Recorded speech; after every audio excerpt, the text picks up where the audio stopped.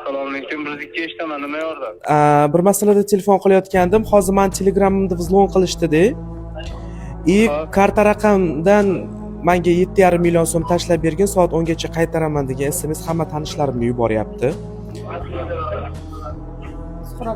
Suhrob Usmonov degan bolani kartasidan Kim bu yashash manzili qayerdasiz?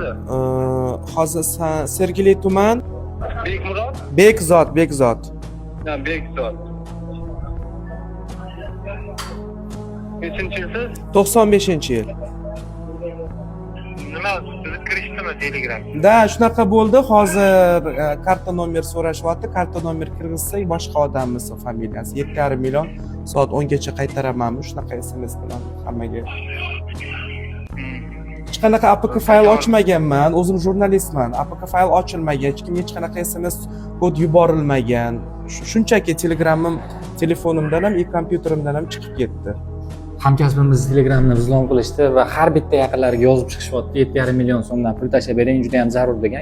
O'zini chunki Telegramdan hisobdan chiqarib tashlagan, o'shaning uchun ham yaqinlaringizni albatta ogohlantirib qo'ying. Ikki bosqichli identifikatsiya o'rnatilsin. Bundan tashqari kimdir pul so'rab yozsa, albatta telefon qilib, uni aniqlashtirib, keyingina pul tashlab bersin. Boshqa holatlarda aslo pul tashlab bermang. Bunaqa firibgarlik ko'payib ketdi.